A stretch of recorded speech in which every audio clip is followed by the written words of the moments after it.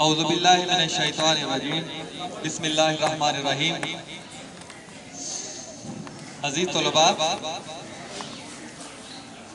कुछ दिन पहले एक कहानी आपको सुनाई थी। आपकी किताब में, खुसूसन उर्दू की किताब में बहुत सारी कहानियां हैं और उनका मकसद ये नहीं कि आप उनको पढ़ें और इम्तिहान में सवाल आए तो उनसे मुतल्लक सवाल हल करके बस यही मकसद था कहानी पढ़ने का। बिल्कुल नहीं।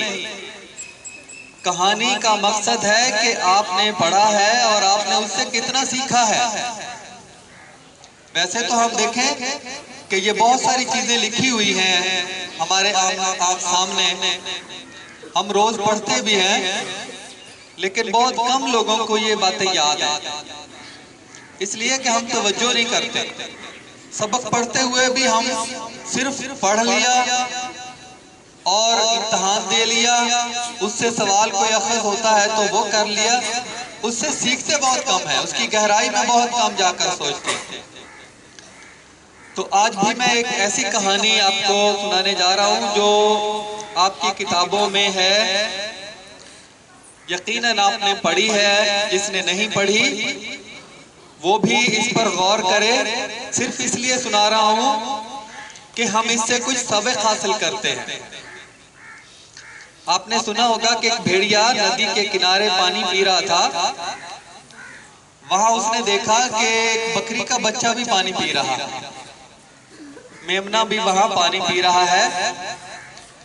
तो उसने कहा मेमने को बड़े तकब्बुर के साथ, बड़े गुरूर के साथ कहा कि तुम्हें शर्म नहीं आती? मैं यहाँ पे पानी पी रहा हूँ और तुम पानी को गदला कर रहे हो। उसने कहा महाराज साहब, पानी तो आपकी तरफ से मेरी तरफ आ रहा है, मेरी क्या मजाल के मैं पानी को गदला करूं? पानी गदला कैसे हो सकता है? उसने कहा अच्छा, ज़बान दराजी करते हो, दलीलें देते हो। तुम्हारा बाप भी इस तरह ज़बान दराजी करता था, बहुत बोलता था, बड़ी दलीलें देता था, बड़े छोटे का लिहाज नहीं करता था।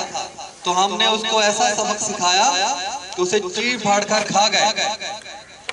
उसने कहा महाराज वो तो मैं जान की अमान पाऊं तो मैं अर्ज करूं, वो तो एक रईस के बेटे, रईस के घर एक बेटा पैदा हुआ, तो उसका अकीका था जिस पर मेरा वालिद कुर्बान हो गया, यानी बकरा उन्होंने ज़िबा किया और वहां पे उसकी जान चली गई।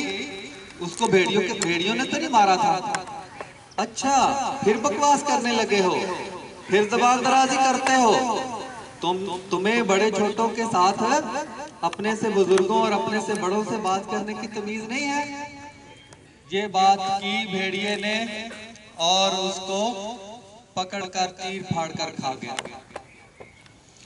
कहने का मतलब ये है कि जो जुल्म करना चाहता है, जिसके दिमाग के अंदर तकब्बुर और गुरूर होता है, ताकत का नशा होता है, वो किसी दलील को नहीं मानता, वो भी बराबर की ताकत को ही मानता है।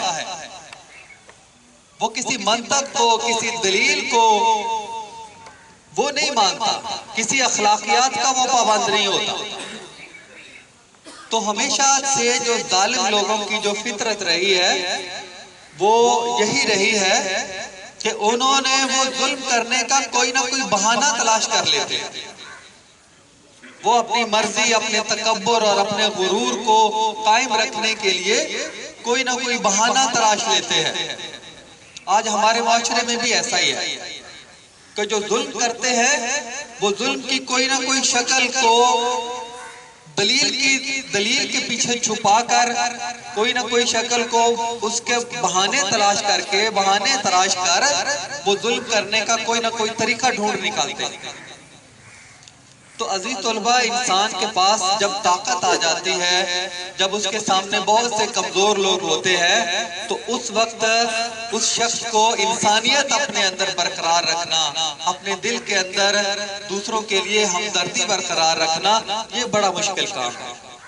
और जो जो बरकरार रख लेता है अल्लाह के नजदीक उसका रुतबा बहुत बड़ा होता है। तो मेरी अल्लाह से दुआ है कि अल्लाह ताला हमें अगर ताकत दे, अगर दौलत दे, अगर इज्जत दे, तो हमें उसको बरकरार रखना चाहिए। हमें अपने दिमाग को और अपने दिल को मजबूत करके उसकी हिफाजत करनी चाहिए। और ऐसा नहीं होना चाहिए कि उसकी बिना पे हम दूसरों के साथ नफरत करें और दूसरों पर जुल्म करने के, ज्यादती करने के बहाने तराशते फिरें। वमा अलैना इल्लल बलागुल मुबीन।